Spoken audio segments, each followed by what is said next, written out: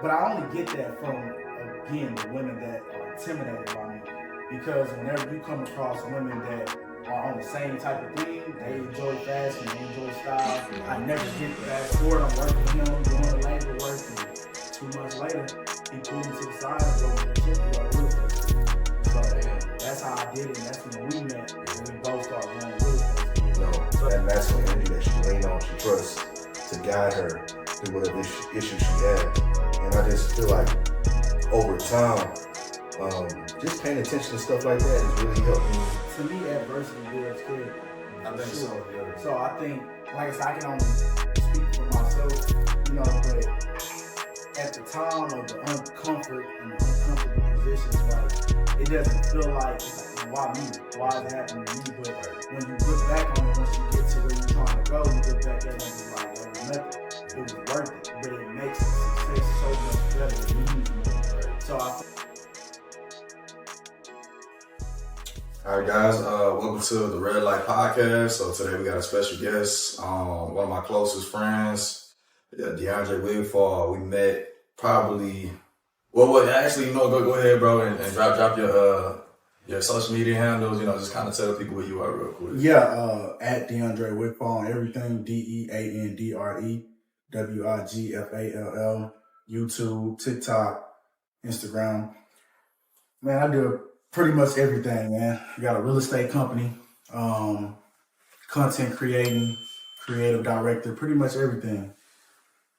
Yeah, bro. So we, I think we met probably, that had to be about, like 2016, 2017? Like the end of 2017. The end of 2017, yeah. 2018. So, yeah, we've been knowing each other for a good amount of time. Damn, we're coming up on 10 years soon. So, and which was crazy because, I think you and Omar officially met probably later on, but y'all crossed paths because we ended up meeting, you know, doing like nightlife. Yeah, you know what I'm saying? Not too much longer. Yeah. So, you know, because we'll go out, like, you know, there's nothing wrong with going out and stuff, but the way the club scene is set up in Houston, it just wasn't for guys like us. So we ended up going to, I think, what was it, like a cast call or something? Yeah, it was it was some type of casting call for like promoter type stuff at the time. Yeah. And I know you was doing the photography and the filming. Yeah. So me and Omar were doing a lot of photography and you know, film during that time. So we were just trying to, you know, kind of diversify, mix in with the nightlife, but it wasn't something that we enjoyed doing. So I ended up locking in with De'Andre there, and because a lot of the people there were just, man, it was mentally just, I don't know, like, I couldn't really connect with them.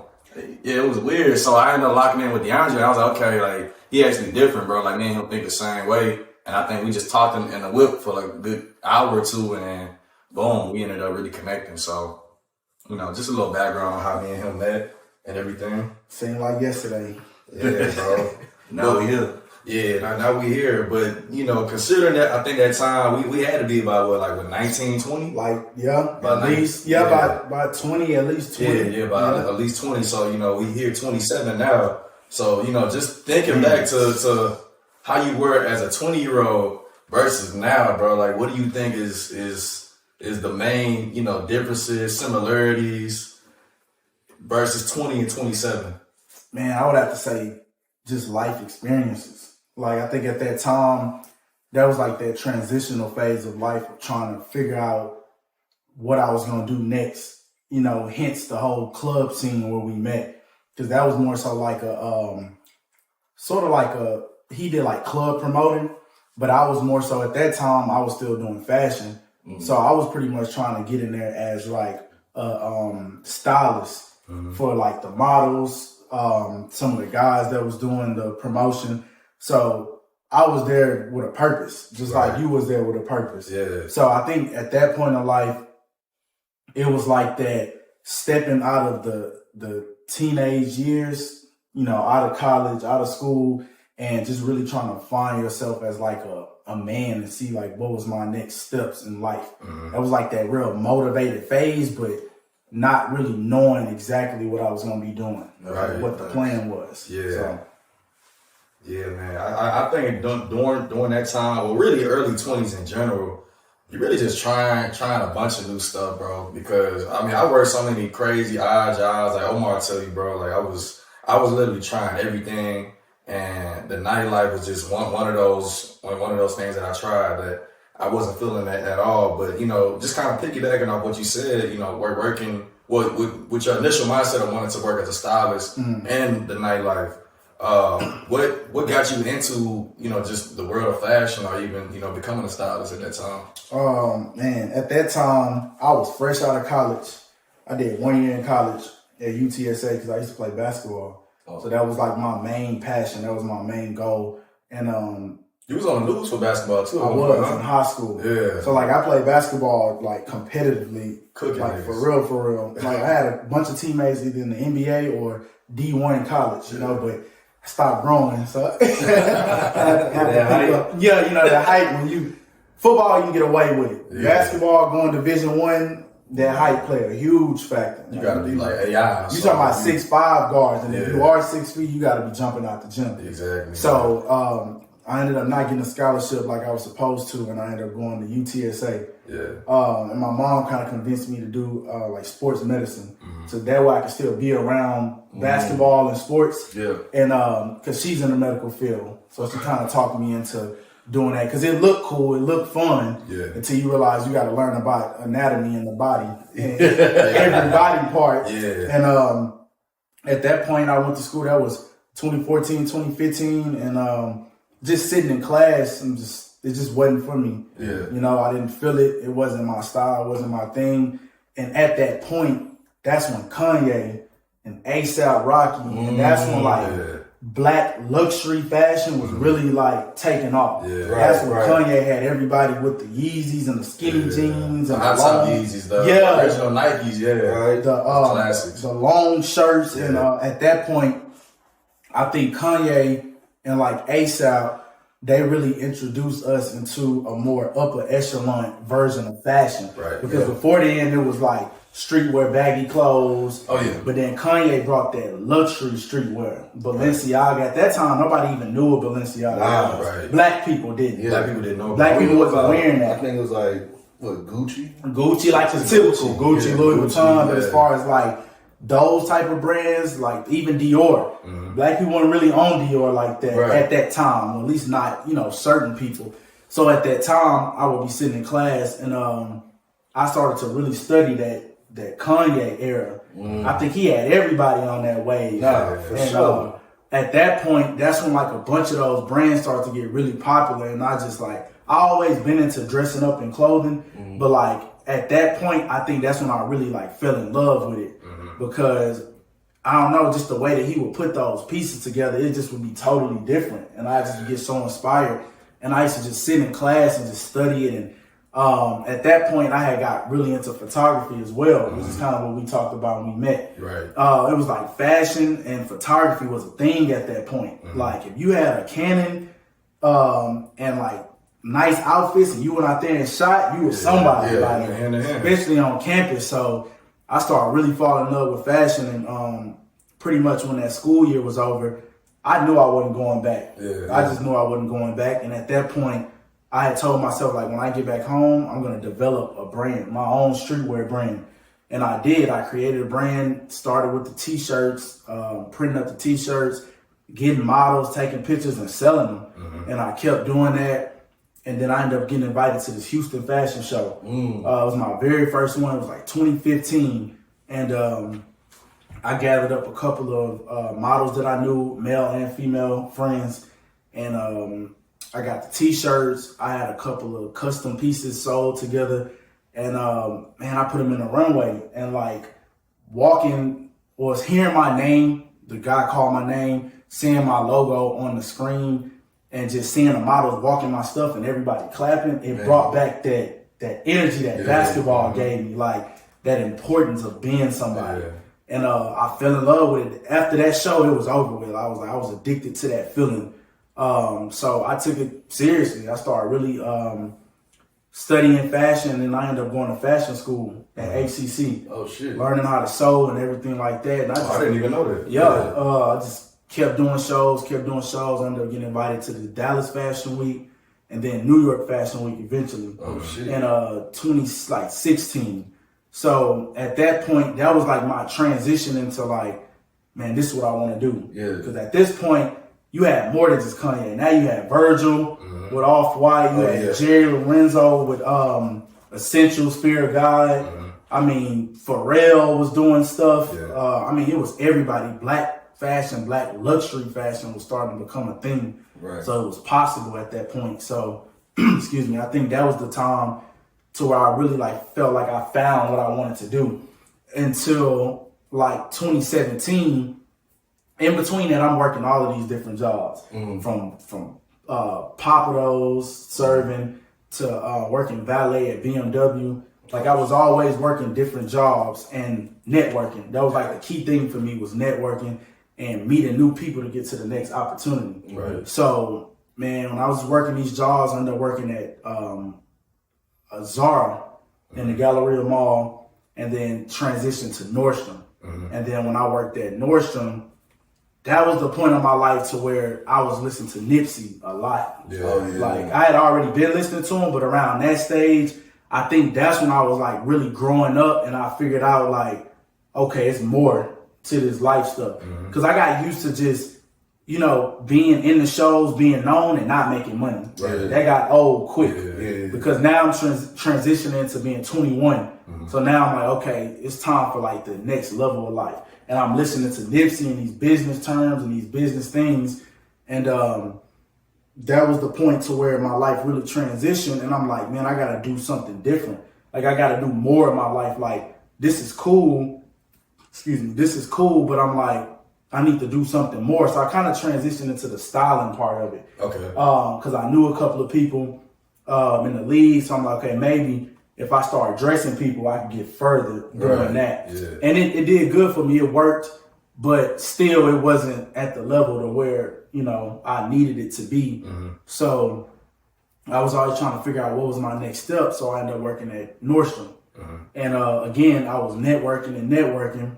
And one day a guy came in, and I was just looking at his watch. He had a real nice watch on. I seen his keys, and I'm like, he has to be of some sort of importance. Right. And it happened to be Corey. Yeah. My guy Corey, young guy at the time. He was a real estate developer. And I just asked him, like, man, what do you do? He was like, man, I have a development company, and I'm a broker. And he asked me what I did. I told him what I did, and we exchanged Instagrams. And I'll never forget, fast forward, it was like 2 months I'm working at Nordstrom, and before you know it, they just laid everybody off. Like for no reason. They just came in and was like, you know, we cleaning house. And excuse me, I remember at that time when I got back, I'm like, man, what I'm gonna do next? And I'm like trying to apply for these other high-end retail jobs, Gucci, Neiman's, but this was around Christmas time, after Christmas. So nobody really hiring after those holiday seasons. Right. So, man, I'm sitting on my phone, I'm scrolling, and I came across his Instagram. And I thought about it, like, man, he was like, you know, reach out to him if anything ever changed. So I told him, like, look, man, I'm not doing that anymore at Nordstrom. You know, if the opportunity to work with you still there, you know, I'd love to. So he kind of prolonged it and was like, all right, I'll let you know. Kind of prolonged that for like 2 weeks. And I kept reaching out to him like every day about the opportunity. And one day he finally hit back. I'll never forget, it was Super Bowl Sunday. It was when the Eagles was playing. I think it was like 2017, 18, one of those. And it was like 9 o'clock at night. And he was like, man, you still want to work? I got an opportunity for you. And he was like, I'm doing a fix and flip, and I need some guys to come do labor work. And I think when he seen me, he didn't expect me to say, he's not going to get dirty and do no work. Yeah. But, man, I was ready. He was like, be there at 6 a.m., went to Walmart, got me some work boots, construction hat. Man, I was ready, and I showed up, and I'm like pulling up these floors, I'm knocking down these walls, and like, but I'm thankful because like I hustled this opportunity out of nothing. Yeah. I didn't have a job at that time at Nordstrom. Yeah, sure. You know, so after doing that, he pulled me to the side. It's like, man, you working hard. He was like, I was kind of blowing you off at first, but a lot of people waste my time. But he was like, you were so persistent. I seen myself in you. That's what made me want to give you the opportunity. So fast forward, I'm working with him, doing the labor work, and 2 months later, he pulled me to the side and wrote me a check to go to real estate school. Yeah, So damn. that's how I did it, and that's when we met, Yeah. and we both started going to real estate school. Yeah. So that was my transition. It was pretty much from fashion, but it was more into like, what's my next level of life? What am I gonna do next? And God kind of aligned with me meeting him there, and then that's how it happened. Yeah, man. Yeah, bro. Nah, that's a crazy story, bro. I mean, like, I think literally everything happened the way it was supposed to, bro. Right. I mean, him coming inside the store, even you, because I mean, you could have easily just not said anything. I say that all the time. I could have easily just, a lot of people scared to talk. I could have easily let him go. Yeah, just let him go, but closed mouth don't get fed. So Exactly. yeah, nah, and I met Corey a few times, bro. Real good dude, very very smart. So yeah, bro. Do y'all still keep in touch? Yeah, we still keep in contact for Okay, sure. okay, So, yeah. nah, that's good. So with you starting off, just kind of working, doing the labor for his development business, what type of real estate tips are just like insight that he really feed into your brain to help you take out to the next level? Man, he instilled a lot. I remember the first thing that he ever told me when I was riding with him, it was like, because he knew I love fashion. Yeah. And he was like, one thing I will tell you, he was like, I know you love that, but like, this real estate can be your vehicle to whatever you're trying to do. Mm-hmm. He was like, let this real estate be the foundation, and then use that money to do whatever else you want to do in life. Exactly. And that really stuck with me because I was like, okay, this could be the real wealth foundation, but it could just set me up for what I really want to do. And see, a lot of people don't pour into that, Correct. They miss don't. that. They miss that part. It's like,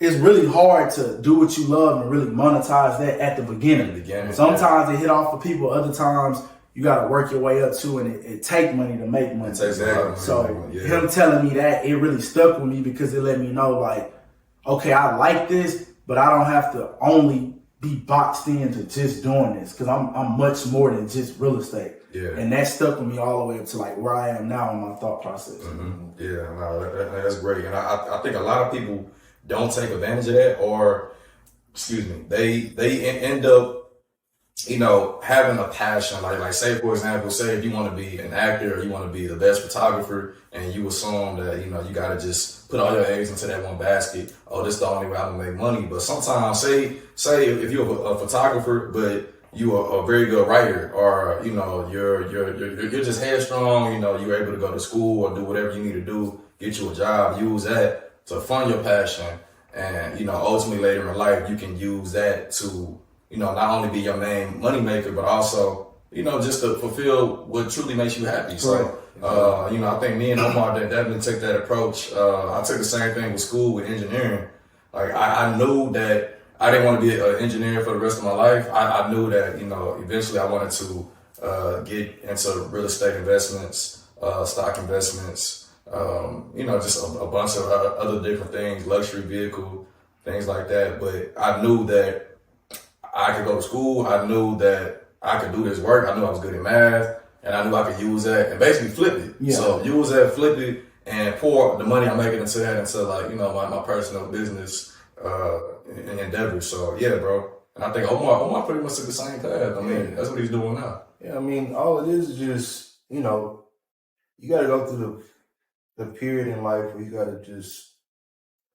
to lock in and understand that you got to go through certain challenges in life. Yeah. Like, a lot of people, they think that you just find your passion and honestly just die hard. Like, people get into music and shit like that. Yeah. And that's all they do. They're like, all right, I'm just going to DJ a couple of jobs. Mm-hmm. I'm working on these beats, try to sell beats online. But that shit it doesn't always line up, you know what I'm saying? You can't always make money just off of that. Because, you got to feed yourself, you got to pay rent, you got to do this and that. And it's like, you can't always count on your passion to fund your way through life. You got to make sure that you got some other avenue to, go through. So you make sure you have a constant income and you can really have that security, just in life. And then that way, just like y'all said, that avenue can help you fund your passion, because like, with me, even us doing this podcast right now, lights, cameras, audio equipment, all that stuff costs. And I've bought all this stuff over time through, the jobs I work. So it's like, you just gotta always keep your passion, but you gotta always keep in mind that, it's gonna take a little bit extra to get there. So I don't want people to, box themselves in, like I said. You box yourself in and you might have all the passion in the world, but you're gonna end up on somebody's couch at 50. Correct. Exactly. That's the truth. Nobody wants to do that. Like I remember even early on, I was struggling with it because I knew that ultimately in life, I didn't want to just be boxed in as an engineer, even though that's a great profession, no knock against it, but I knew that wasn't what truly was going to make me happy in life. Correct. But I had to accept and it's crazy calling that a sacrifice, but like I had to tell myself, okay, right now you're going to have to sacrifice a little bit. Use this, just like you said, as the vehicle to really drive you to where you want to go. So, I mean, I'm right on course with the, in terms of like the ETA getting there. So, yeah, I just think that everybody should make sure that you keep the passion, like in the back of your mind, or not even in the back of your mind, but just make sure you keep it alive. That's what I'm trying to say. It's all about balance. Yeah, it's all about balance too, bro, because even though we work hard, we all work hard, we still like to play, we still like to go out, correct, date and all that. And in 2024, like dating in itself is always an interesting conversation. But I think now with social media and everybody has to put their full life on display, or they gotta compare their lives or dating lives to celebrities, ball players and things like that. Like dating has just become this man, it's just crazy, bro. Like they try to say that like male chivalry is dead, which is not. Like we already know it's not.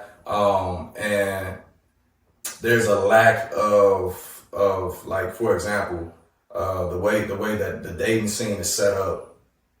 It's almost like everybody's trying to see what they can get out of the person. Mm-hmm. It's not really an authentic, I actually want to date this person, to get to know this person, to see where we can go in life. Of course, you still got people that hold those traditional values that want to do that. But for the most part, bro, it's just, man, let me see what I can get out of this girl. Let me see what I can get out of this dude. So I'm sure y'all probably experience like a bunch of different scenarios when it comes to dating. Like what do you think has been the like the worst dating experience that you've had, or like everything that I mentioned? Like has that ever happened to you? Have you ever noticed that when you was trying to court someone, or? I think when it comes to sitting across from somebody and y'all don't align, y'all don't have the same visions, the same goals, the same aspiration. When you want more out of life, and you may see a person that you're sitting across from, they may have the look that you like, but not the intelligence that you align with. Right. I think with me, like in the past, that was like one of the biggest things, because I felt like I used to intimidate women because of just the way I see life, especially being younger. And I know a lot of the times at that point, they would look at life from more of a having fun standpoint. And I was already at that point of like trying to establish and build my foundation for life to live long term and to live good. I ain't gonna cut you out, but like when you say you felt like you intimidated women, is it because that you were so serious about your goals in life? I've been called too serious. But I never really understood that point. I think I was just always like in tune with my goals and what I needed to do. I always looked at life from a more serious perspective and not like a joking perspective, because a lot of women have they have the ability to kind of get carried through life due to, different men providing them those opportunities because they look good.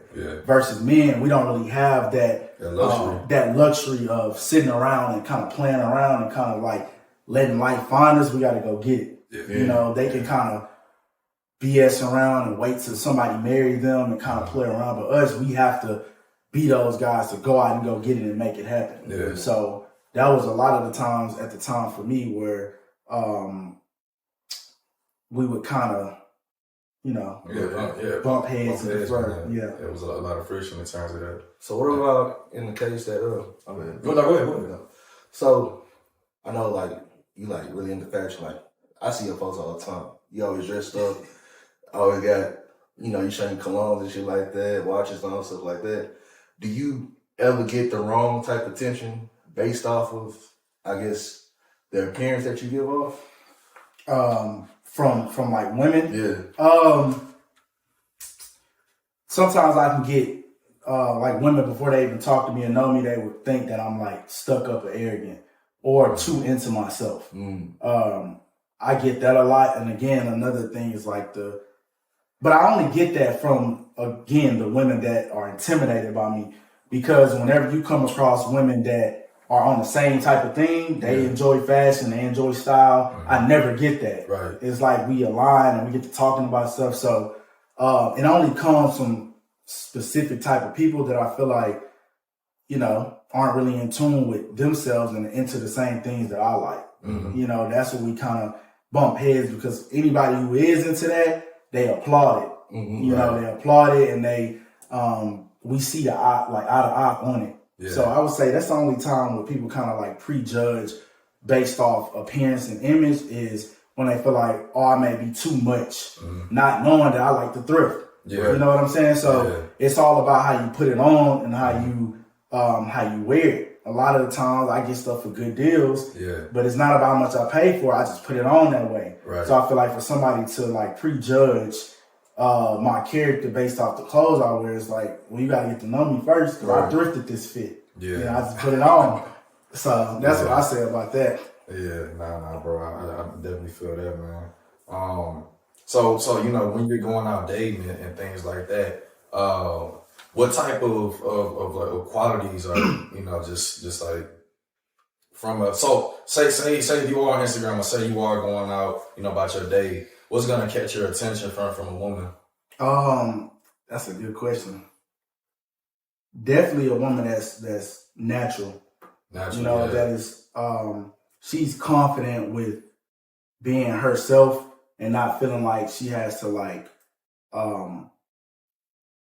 put herself together in a way to where it's like, oh, I can't leave the house until my makeup is done, or I need 5 hours to do it. Like pretty much a girl that's okay with, pulling her hair back in the ponytail, no makeup, fresh face, and just having fun, really just being herself. Yeah. I feel like a lot of times, a lot of women get so consumed in like really looking a certain way that they forget about like the inner qualities of a good person. Right. Because at the end of the day, you can look however you want to, but it's like, if you're not a good person, your spirit, the rest of that won't even matter. Oh yeah. So that's what I would say. I like a woman that's confident, well spoken, knows what she wants out of life, has a vision, and very supportive. I think you can sit across from a woman, you can just feel like a pure spirit, a pure energy, like somebody that's just feminine and a good person. Right. I just like women that are like, it's something about being in their presence. It just makes you feel good. Good. You can't even. It's just something that they have. You have it or you don't. Yeah, you have it or you don't. It's really a feeling for me. It's all about that. It's that feminine energy. Yeah. A man can really, feed off of that. They say a lot of times that, a man's greatest conquest in life is a woman. And in that respect, it's like women have that energy about them that just can rejuvenate you. They can make or break a man in a lot of ways, you know? And, as we've learned in history, there's been many wars fought over just women. It's just because they have it's a natural energy about them that can just uplift a man and make you feel like you could take on the world. You conquest on any land, you can reach any goal, and you just do whatever. But it's a lot of times that, people they misuse that energy, or they don't really tap into it to the level that they should tap into it to really help elevate their man, or, just in marriage or relationship. And I think that right now we're in kind of this era where women have, in a lot of ways, become more masculine. and that energy is kind of, weighing down, and, it's not as prevalent as it used to be. Correct. You get it. It's a lot of times that, even now we seeing all these celebrities and everybody like that divorcing and breaking up. And, it's a shame that we got all these split ups and everything like that. But there's a lot of people that just on everyday lives and stuff like that, because that feminine energy is lacking, or maybe that the man is not able to help their women to tap into it. Because as men, we also have a job too. We have to, the biggest thing as a man relationship is most times we have to lead with love. Because the thing about women is they'll open up more the more they feel the love, and the more they feel the love, the more that they'll love themselves and open up their hearts to be receiving the love as well. It's all about how you make them feel. Exactly. Yeah, because men, we pretty much go off of just straight strategic thinking, logic. Not saying women aren't logical or can be logical, but typically, more women go off based on how they feel. Like if you ask a woman, why did her and her guy break up? 9 times out of 10, oh well, he didn't make me feel such and such. He didn't make me feel such and such. It's never, oh well, I didn't think that he was, So it's always based on the feeling. So as a guy, it's a challenge to, I don't want to say go against the way that we think, but being able to put ourselves inside of a woman's mind and be like, okay, if I say this like this, how is this going to make her feel? Because, as a guy, we can be brutally honest with each other and know that it's coming out of a place of love. Like, to somebody else that might not know us, be like, damn, they talking crazy to each other. But it's like, bro, I'm telling you this because, because I love you. Because, man, you got this time on our belt where I can be honest with you and just tell you, like, bro, that's not good. Like, that's not going to work. But if you say the same thing to certain women, they might not respond the way that you would like them to respond. So, at what point did you guys start learning that, or just really realize that it's sometimes what you think isn't correct? Sometimes you gotta just make the woman feel a certain type of like energy. Or I mean, what I think for me is I started paying attention to it in my relationship. So let's say, I don't know, your girl comes back from work and maybe she just had a bad day or got into it with somebody else like that. Or maybe she had an issue with some friends and she's talking to you about it. I learned that she might not necessarily want me to solve it, but more so just be there to listen to her and console her. Because they don't always want a problem. They don't always want a solution to the problem, because that's how we think, right? Yeah, they just want you to listen to the problem. Yeah, as we get an issue, or how we get a solution to it is how we fix it. For them, it's more so, I just want somebody to be there, support me through it, console me, and then maybe at the end of it, she'll approach me or so what you think I should do. And that's what she'll do if she sees you as that, that masculine energy that she can lean on, she trusts to guide her through whatever issue she has. And I just feel like over time, just paying attention to stuff like that has really helped me just navigate myself and really helped me align with whatever, relationship I've really been in if I choose to be in one. So, Yeah. So that's been my experience. Yeah, I could agree. I would say, man, definitely being like a good listener. Yeah. I think just pretty much listening, and once you understand that like we are logical thinkers and they are like more emotional, then you would understand like we should never react in an emotional way. So even if they're upset or even if they say what they want to say, it's like let them vent, listen, and just have that understanding that, y'all on the same page, and give her that comfort of like, you're going to be there and you're going to make the right decision and help her make the right decision. Right. So I think it's like once us as men take our emotions out of it in the sense of like looking to react. Yeah.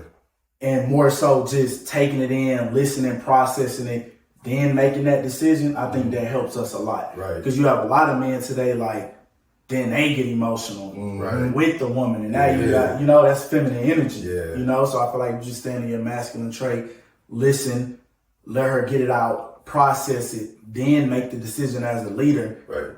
That's when it, really aligns and everything runs smoothly. Because they really just want somebody to make them feel comfortable with opening up, being themselves, and being able to be vulnerable with you without feeling judged. Yeah. That's how I feel about it. Yeah, that's it, man. Like, it took me a while to get to that point as well, because kind of like how Omar said, I was always taught to be a problem solver, try to fix the issue. So a lot of times when like I said, an ex-girlfriend or a woman was venting to me, that she's talking, I'm listening, and I'm like, okay, dang, like, what can I do to try to remedy this issue? How can I fix it?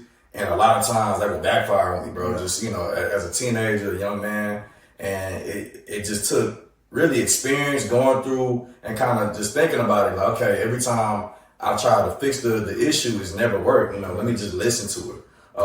And a lot of times, bro, you listen to them, they'll mess around and give themselves a solution. It's like, I didn't even do nothing. I was just sitting there listening, and I'm good. Like, so doing that, bro, I think also reading books. Me and Omar talked about it the other day, The Way of the Superior Man. That book helped me out a lot, bro.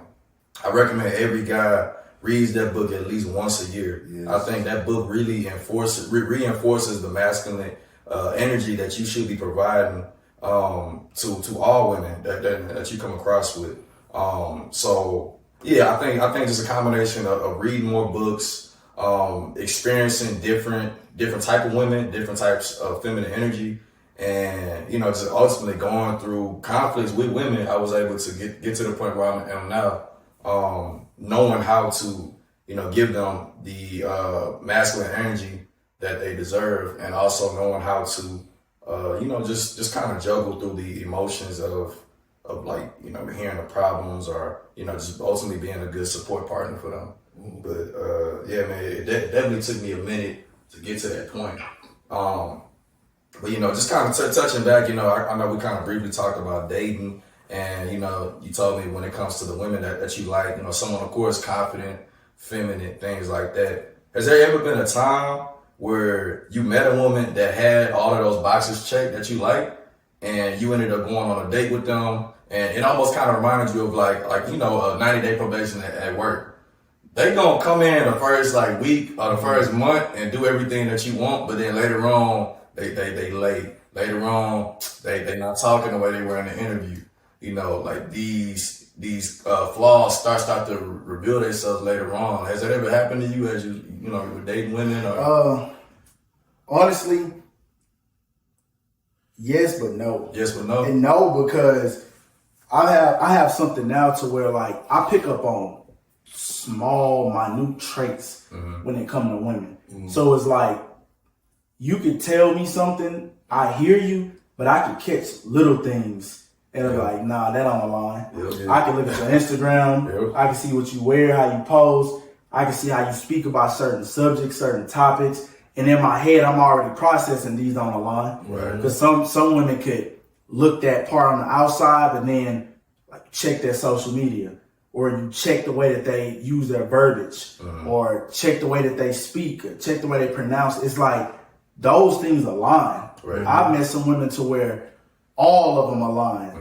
There's nothing about her that doesn't align with what she's saying. Then I've met other women that say one thing, but then everything else in their life don't add up. From the friends that they keep, from, like I said, the way that they speak, the way that they dress, the activities that they do, their day-to-day tasks, all of that's the way that they eat, not working out, all of these things add up. So it's like, I hear you, but your actions are showing otherwise. So I have a thing, so I'm very intuitive with, I can sit with somebody and I'm already processing if this is not gonna work. Because I'm like, nah, it don't align, because I can see the way that you carry yourself. And a lot of people oh, it's just pictures or it's just Instagram, but it's not.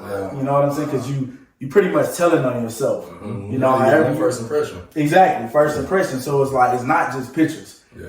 We all are prejudged. It is what it is. So at the end of the day, it's you can't be one type of way and show one type of, thing and then want to get treated the opposite, which so many women like to do. Yeah. They like, oh, well, you can't judge me based off of this. It's just OnlyFans or it's just pictures. But I can. Yeah. Same way as if I go to court or a business meeting with a do-rag sagging. Yeah. You don't know that I'm intelligent, yeah. but you judging me based off what you see. Yeah. Now I can start speaking and I'll be intelligent, but why would I do that? Something about me, so I look at women the same way. Yeah. So that's how I kind of. But they look at us the same way though. They do, for sure. Yeah. But shoot, it's a whole bunch of females like right now that you can't left on red in the DMs. Oh, for sure. You gotta come looking right, and you can have all your shit looking, correct on your page before you can inbox a female. Cause it's like you'll hit them up. Maybe all you got is pictures with your mama or sitting at the house.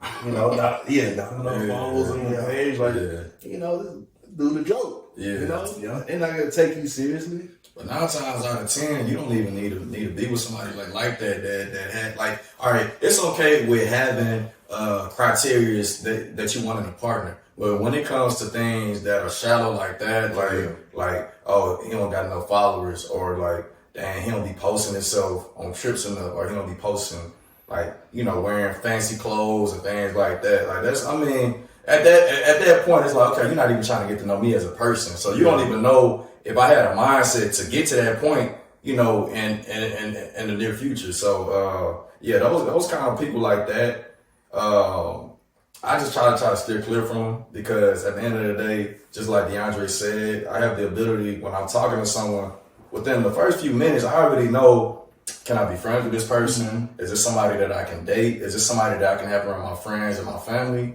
And most importantly, is this somebody that I can coexist with,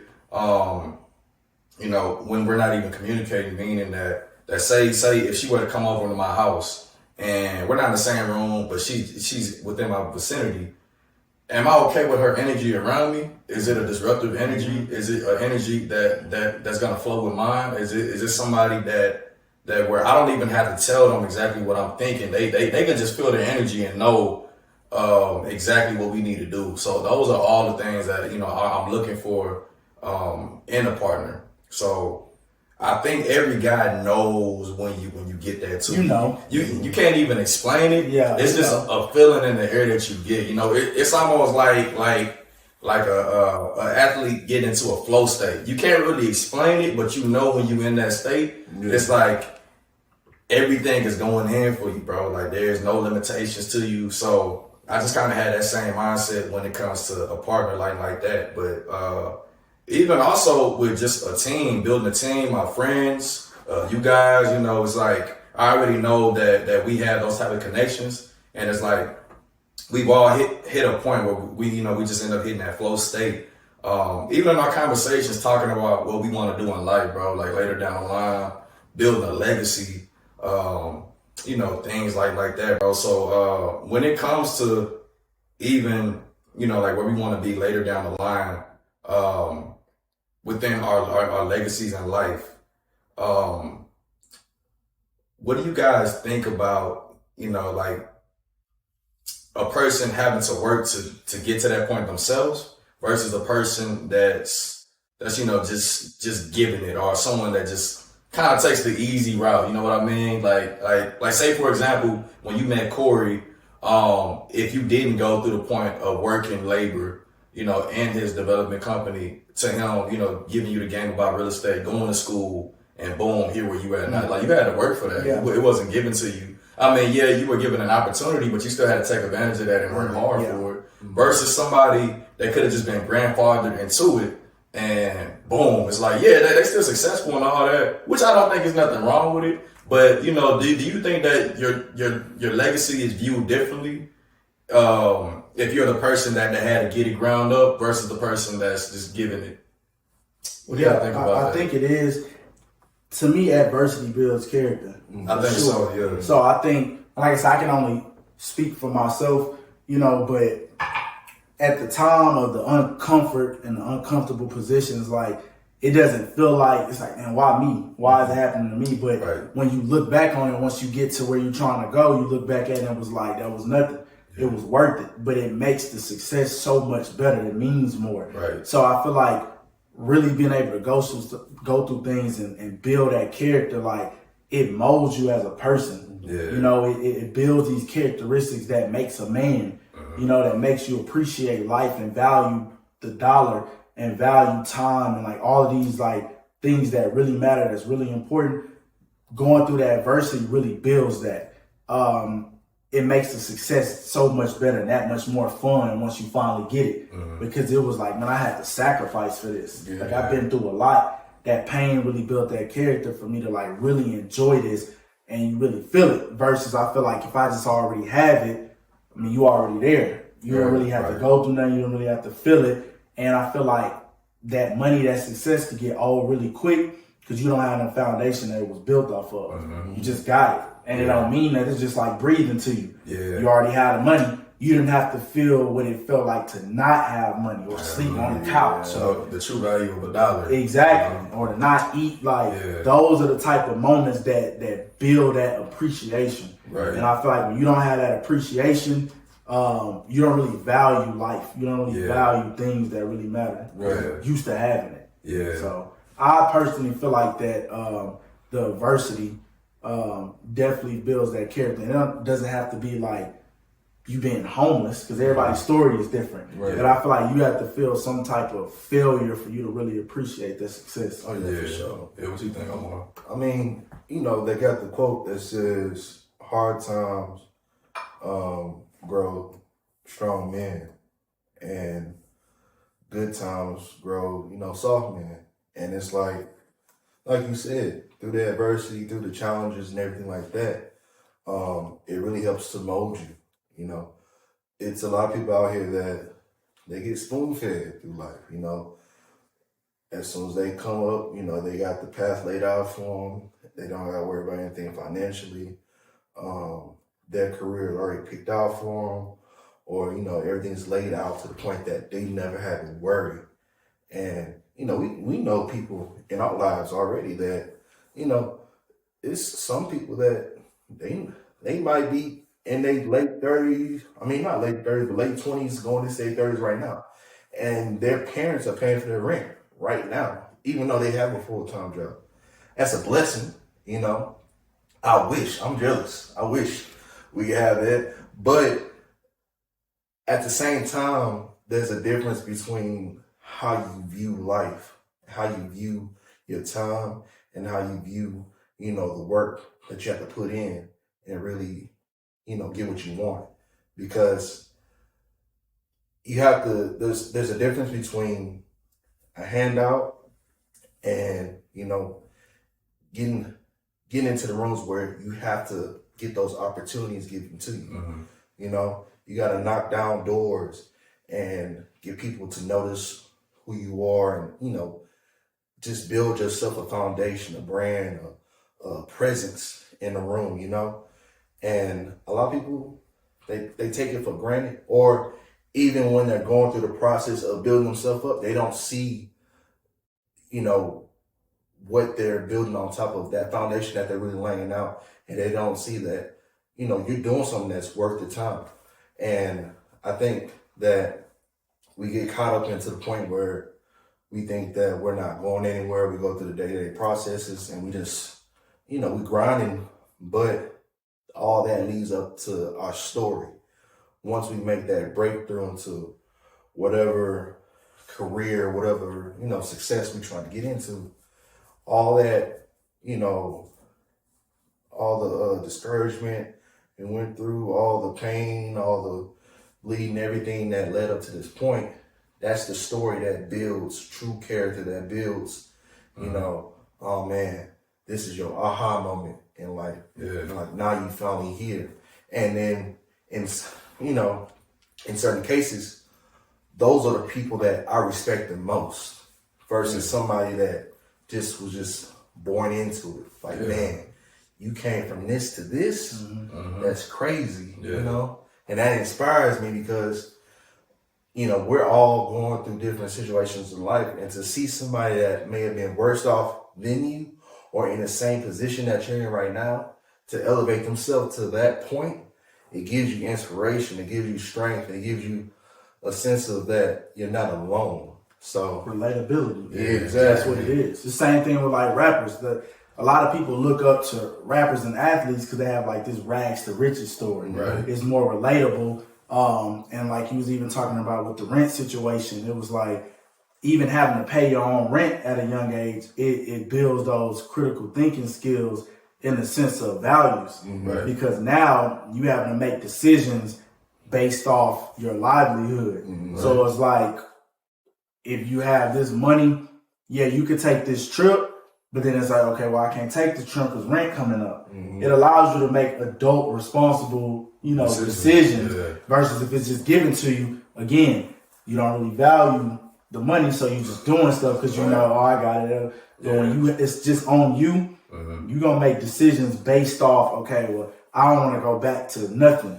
So I gotta be smart about this. So that's that character. Exactly. That we're talking about. Shit, you talking about that? I know some people that done went on some trips. Oh yeah, I know plenty of them. And then I'm just looking at him like, you about to be struggling on the first. Cause shit, that motherfucker get your account, he crying, boy. Niggas. Asking for handouts. Hey, let me hold something real quick. Can't do it. Can't do it. People need to be more responsible, bro. Can't do it. That shit is wild to me. I couldn't go somewhere. It would hurt my heart to know that I'm out having fun and know that I'm about to come back home and I gotta figure out what the fuck. That's me. I wouldn't even be able to have fun on the trip. And I tell women that all the time because I've known a lot of women who they'll ignore. I mean, they could be at their last. If they going on that trip, and they would ask me, I'm like, somebody like me, I couldn't even have fun knowing that my life is in shambles back home. I need to travel mentally, be free for me to be on vacation because I can't. My mind can be cluttered and I'm out of town. Nothing gonna change. I'm just in a different location. That's it. I'm still, annoyed. You still gotta go home to the same issues. At the end of the day, you gotta fix the foundation first. If the foundation is cracked and got holes in it, bro, the house is gonna fall down every time. So, you moving it to a different location isn't gonna change the fact that it's still broken. You still broke. Like at the end of the day, bro, like you gotta before you can start living that kind of lifestyle, you need to be able to afford that lifestyle. You gotta live within your means, and like I also think that's something that a lot of people that have to work to get to where they are in life have an advantage of seeing that foresight, because I always consider, say if I was just given fortune and things like that, how would I be able to teach my children to be humble? How would I be able to teach my children the value of $1? Because it's like at the end of the day, if I don't know what it's like to have to make $20 stretch for a week for lunch, if I don't know what it's like to, have to just pick between me getting using this money to spend gas to go to work, or me using that money to if somebody needs some money, it's like, I can't even afford to give you that money because how am I going to go to work and make money? So it's like, if I don't know the true value of $1, if I don't know how hard it is to make the money to become successful, how can I expect to teach my children that? And also too, it's like, say if and when you do give your children, those opportunities, the fortune and all that, how can you expect them to stay grounded and stay humble? Because one thing that I always pay attention to, and not even just women, like men too, the way that you treat people that have no value to you. Yeah. So when you go out to eat, how are you treating that waiter? Yeah. How are you treating the janitor at the hotel? How are you just treating random people that you probably will never see again in life? Are you a loving person, or are you just spreading love? Or are you somebody that feels like those people are beneath you and that they can't even touch you? Integrity. Yeah. Integrity. Now the only thing that I would say, you need to keep your head on the swivel, crackheads. That's the only thing, bro, because it's just you never know what to expect, bro. Right. But bro, you just being, and I'm not even saying be mean to crackheads, but just be, but like say if you out, you know, and you just being mean to a waiter for no reason. Yeah. It's like, you know, who raised That's you? a character. Yeah, that's a character flaw. Who raised you? So I've actually been out to places with people like that, and at that point, it's like, man, I'm ready to go because it's like I don't even see you as a good person no more. I just see a nasty type of energy. Right. Yeah, because you know, I just always imagine like, damn, like what if that was my mama and somebody treat my mama like that? So that's how you end up getting these spoiled ass kids that just feel like the world revolves around them. Or you get, like you just said, people in their late 20s, 30s, getting their rent paid for, and just not having a worry in the world, bro. It's like, oh, just go take a trip. Bro, I got stuff I gotta pay for. Like I can't just go and take a trip like that, you know? So those are all the things that I'm looking at. So yeah, man. I mean, it's okay because like ultimately we want to work hard to be able to make life easier for our kids and the next generation to come. But there still has to be some kind of foundation, you know. Who's gonna show them the ropes? Who's gonna really show them the value of a dollar? Like I saw something that Shaq said. He was like, "My kid's not rich. I am." Oh yeah. Yeah. So I saw that. he don't even just. Well, I don't know what he does, but I assume if he's saying that he doesn't just give his kids handouts. He still makes his kids work hard and shoot. That's Shaq. Yeah. That's a 4-time NBA champ. That's shoot. Shaq is on everything. I can't even watch, bro. He be on all the icy hots, and I know he only, bro. He probably ain't even use an icy hot. So yeah, like bro, I just always think about that. You know, just the difference between working hard for it and you know just it being given to you, which I feel like in every field there's somebody that fits both of those lines, bro. And a lot of times it's really easy to look like the guy that worked hard for it, or the guy that was just giving it, you know. And you know, you might have knew somebody that plugged you in, and boom, you right to the top. You know, you basically skip 5-10 years worth of work just by knowing somebody. Man, no, I know. Do y'all think that? Well, okay, first off, did y'all see the Katt Williams interview? Oh, yeah. Y'all seen the Shannon Sharp interview? Boy. Because I was just thinking about it as I was talking, bro. Which I kind of want to know what y'all think about it, because I know Katt Williams was like just saying how, like, for example, he was saying Kevin Hart was an industry plant. He didn't work hard for where he got, which I got my own opinion on that. But what do y'all think about that, bro? And just that interview in general, because really it's a lot to unpack from it, bro. They touched on so much. Man, I think I love Katt. Yeah, I think Katt is a super intelligent person, and I see a lot of myself in him in the sense of like Katt reminds me of a person who is independent. In the sense of like you have mainstream, and then you have somebody who is gonna build their own foundation and do it that way, like their way. Like you talked about integrity. He reminds me of somebody who like has integrity, who won't just jump at the dollar, but only accept the things that align with his life. Yeah. So I got a lot of respect for him because he doesn't hold his tongue and he actually, you know, stands for something. Right. And he won't just fall down to anybody. And a lot of that industry stuff that he was talking about, none of us even know what really went on in those rooms to really have an opinion on saying he's lying or not. We have no idea. I don't know what actually happened with any of them, but you know, you can see somebody that has his type of success without, you know, doing what they wanted him to do, doing things his way. I mean, you got to take something from that. Right. That's how I feel about it. Yeah, because like, I forgot where I read the quote, but it basically was saying, you know, if a narrative comes out, it came from somewhere. So there's always some truth to the narrative. But just like you said, I wasn't in these rooms. I don't know what was going on. I don't know what kind of requests were made, what demands were in place for people to be in certain roles and movies. I can only go based off what I heard from that interview and what I see and try to connect the dots. But you know, like, I don't know Kevin Hart personally. I don't know Marlon. Like, I don't know all these comedians personally, but I can like you know how the internet works. Like they've been trying to find clips of like Cedric the Entertainer stealing cast material, which they actually got it. I mean, I think it was literally verbatim. Like he took it. He just changed like maybe one thing about the joke. Right.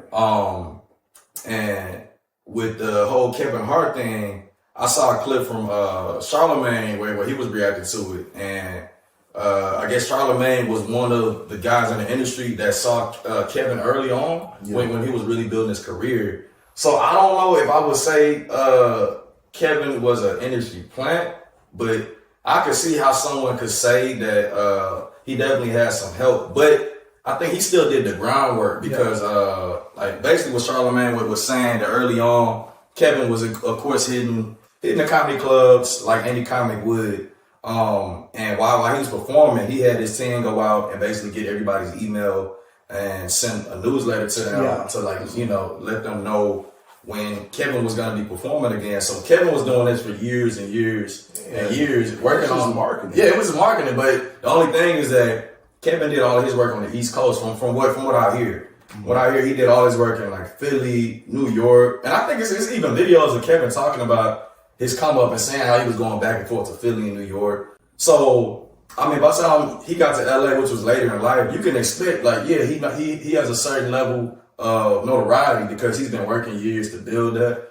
But then again, it's like, I don't know what was going on. I don't know who he knew, what hands were being shook. And I never wanna tear down somebody's hard work because I know it's hard. It's hard work for a reason. So I respect anybody that works hard, which Kevin obviously does, but I do have a lot of respect for Katt Williams. That's one of my favorite comics. And man, I think he unpacked a lot. I think Katt is very, very intelligent, very strategic. He knew, cause bro, Shannon didn't even have to say nothing.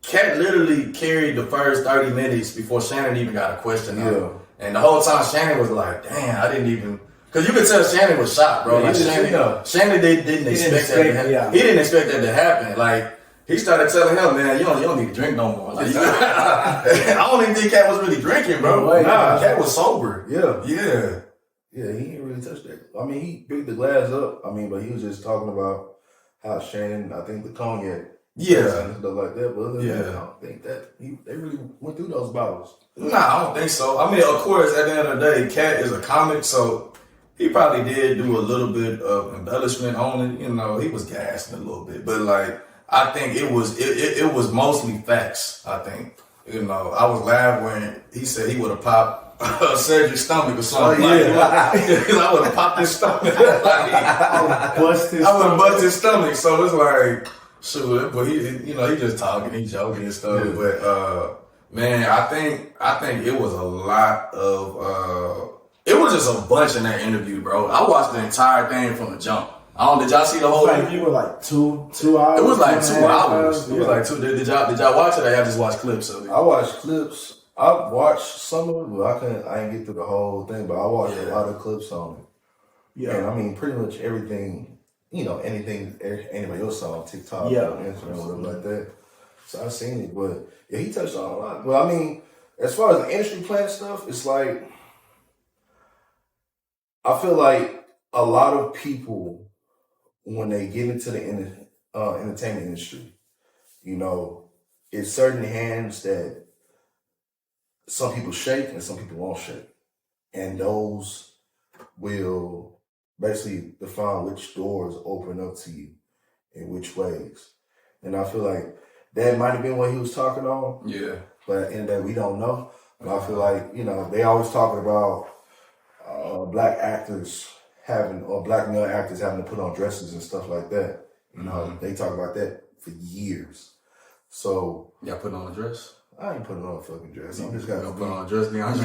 I can't do it, bro. I can't. I don't care. Y'all wanna did in my house? Nah. I'm sorry. What about Medea? It was funny, but nah.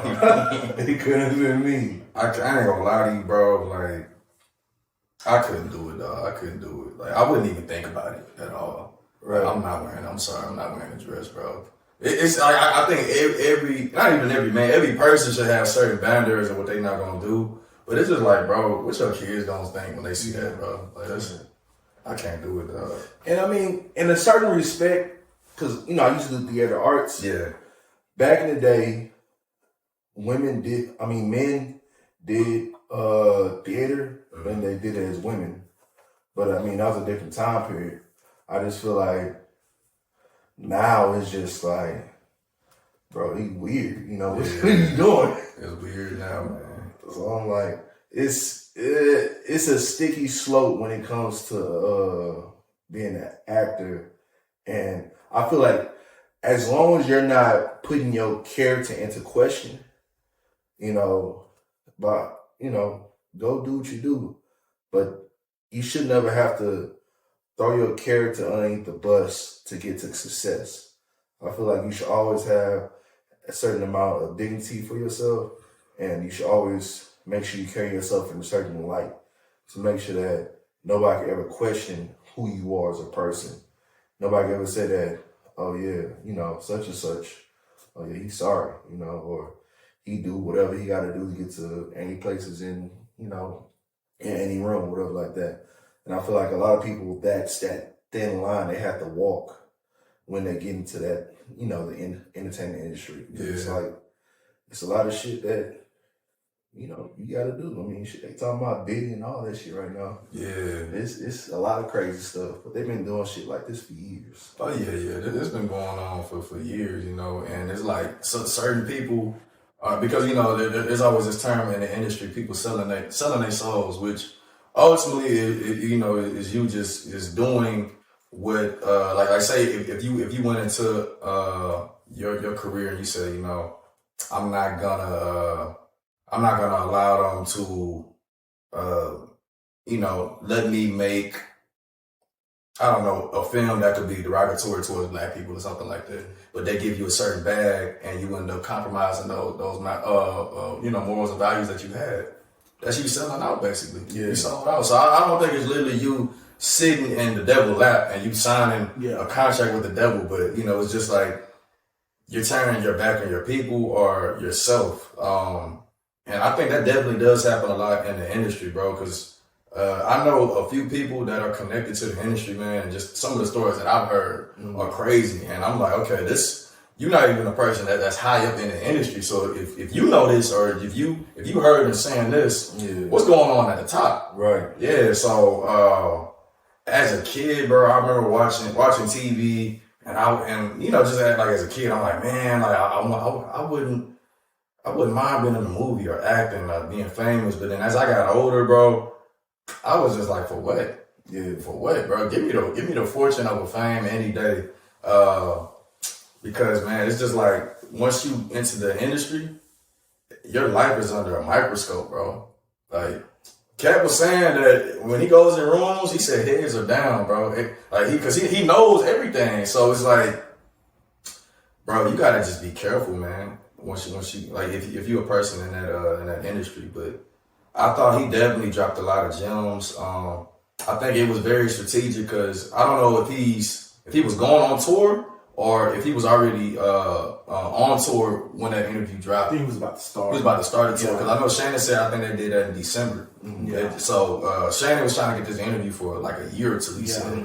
So now Katt's on tour, and you got a bunch of people talking about the interview, talking about Katt, talking about his old specials. His old specials are now trending again. Because, they running short. I even went back and watched a few of them. You know, Pimp Chronicles, the Everyday It was strategic. It was very strategic. He knew what he was doing, bro. So Katt is very, very smart, very intelligent, very well spoken.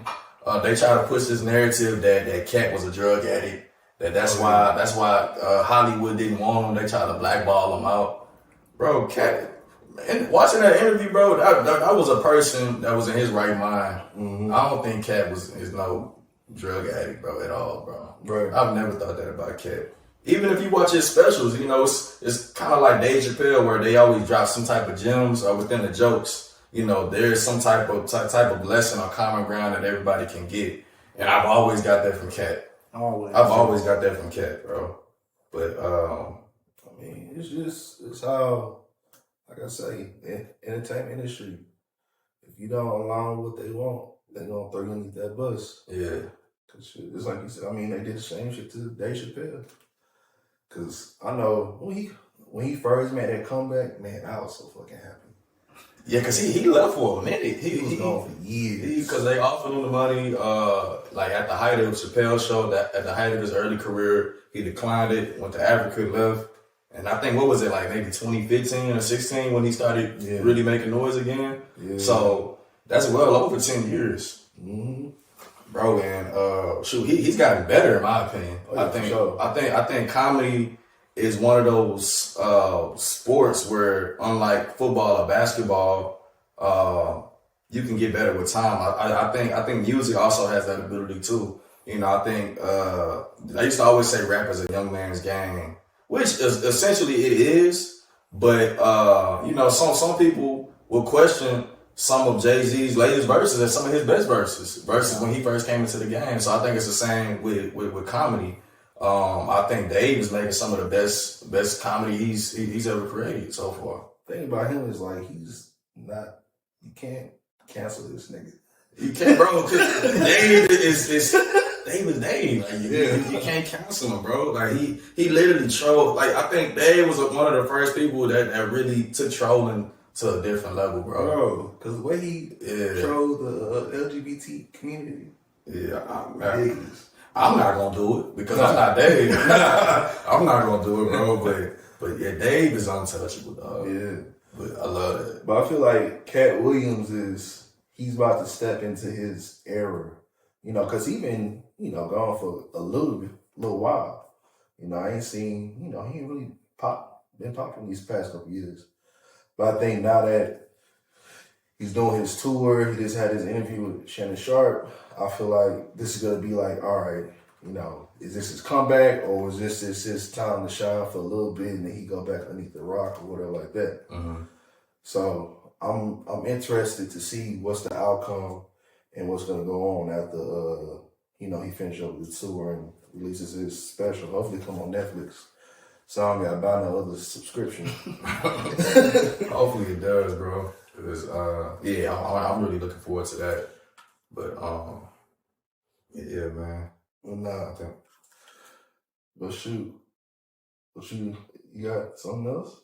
I mean, I feel like we pretty much touched on, you know, like most of the things that we wanted to talk about today. Y'all had something else that y'all wanted to get into? Man, it's been good. Yeah. The conversation been great. I feel like it's been a really good conversation, man. Like it's always something to talk about. It just depends on what it is. Yeah. You know, because life is always life. Well, you know what? Before we do end it, I did want to get your opinion on where y'all think Houston is gonna be. Well, first off, where you think the biggest changes has happened with Houston over the course of probably like the last 10 years, and where y'all think Houston is going, because like me personally, I think Houston is gonna Houston is already a hot city. You know, we get a bunch of people moving to Texas from mainly California, New York, and you know they say Austin is like the California of Texas. You know, you got hills, you got houses on the hills, you got more of like a free spirit lifestyle in Austin, and I think Houston is kind of taking that like Atlanta approach where it's like the nightlife is big and you know it's like a really sexy city right now, but it's still wide open. You know, it's still wide open. You got guys like Bun B getting at their own, you know, restaurant chain, Trill Burger, which I read he eventually plans to sell that, and you know I'm sure eventually it's going to expand in Houston. We already know gentrification is happening all over, but I mean, Third Ward used to be a place where you couldn't even walk at night, bro. I seen all kind, bro. I seen people walking Dalmatians in Third Ward now, bro. Like I've seen a lot of changes. So you know, what type of changes have you guys seen, and what changes do you think are gonna come to Houston soon? Man, I've seen tremendous change. Man, I think it's so diverse. Yeah, like it's so diverse that it's just. I think it's gonna take a positive road in the sense of business opportunities. Yeah, you know, it's so many different people from so many different walks of life doing so many different things. I mean, for you to just be able to go to a networking event, I mean, you can meet somebody that's doing exactly what you're doing on a whole nother level. So I do think the real estate price is going to continue to rise because of how many people are moving down here. Mm-hmm. But I just feel like the opportunities are endless. You know, it's just one of these cities that's just, it's authentic. You know, everybody want to be from here or come here because of how authentic it is, you know, and how real it is, and the culture, you know, from the music to the food to the cars. It's just one of those cities with just like a authentic culture that other cities and states take from and implement it in their music and their movies or whatever, even if they don't give us the credit. You know, even from the grills to the serve to the new, like anything, I feel like we have a piece of us in everybody, you know, whether they admit it or not. And I feel like it's going to keep growing, you know, just because of the opportunities. I think so, man. Yeah, I agree with that. Yeah, What you got on? I need them to slow down though. They moving down here too fast. The price is too high, Man, let us get situated first, cause man, it seems like every day somebody else moving out here. I was talking to some other day. They're like, "Where you from?" I was like, "I'm from Houston." It's like, "You moved down to Houston too?" I was like, "Nah." We some of the last ones that actually from Houston. Yeah. Oh man, but like you said, there's a lot of opportunity coming out here. I feel like it's good for the city. I feel like it's gonna bring a lot of money. That'll continue to develop. I'm just tired of all this goddamn traffic out here. They keep on wilding these damn freeways out. Can't get nowhere. But overall, I think that it's gonna just continue to develop. Cause I mean, shoot, 10 years ago, y'all been down 288 and everything like that. Nothing but fields. Now they tearing stuff down, houses, everything. So it's like they really developing out here. There's a lot of stuff getting built up. So I think Houston about to be booming the next couple of years. I think I read an article somewhere saying that we're gonna end up being one of the most populated cities in the next 20 years. Sure. I can do that. Because we're already the most diverse city, I think, in the nation right now. Mm-hmm. Yeah, in terms of just melting pot of different ethnicities out here. You know, like I didn't know, for example, that Houston has the most Nigerians inside the whole nation. Yeah, I didn't even know that. You been a prospect. Yeah. They got Nigerian Wednesdays. Yeah, man. Exactly. So all Southwest. Yeah. Southwest, A-Leaf. All A-Leaf. A-Leaf.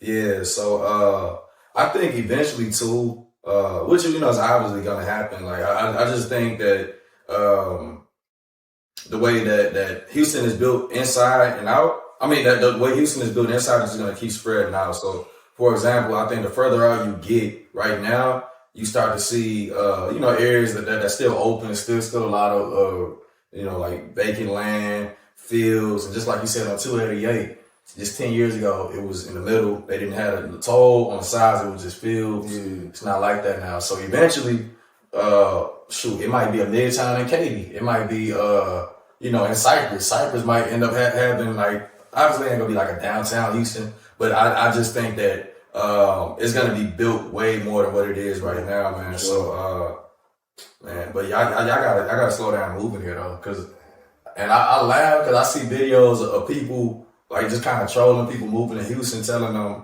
like, "Oh, these are the best neighborhoods to move to: Acres Homes, South Park, anyone on the north side, Sunnyside, anyone on the north side is green. Go there, bro." Y'all keep on watching my videos, dog, because we don't need them out here, bro. It's just too much.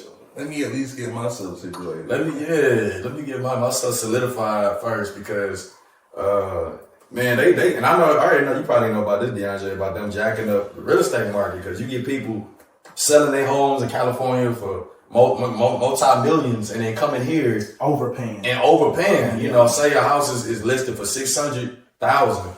I pay $700. Yeah. Boom. And then, that's a domino effect. And then it's like that forces the prices of homes to increase, because it's like, I mean, it's just common economics. Like that's what anybody's gonna do. So Yeah, y'all gotta relax though. I gotta relax, bro. I gotta say it. Let me get some first, and then y'all can do whatever y'all feel. Y'all want shit. But shit, yeah, it's cool, man. We'll go here, wrap it up. It was a good conversation. Redlight Podcast. Yeah.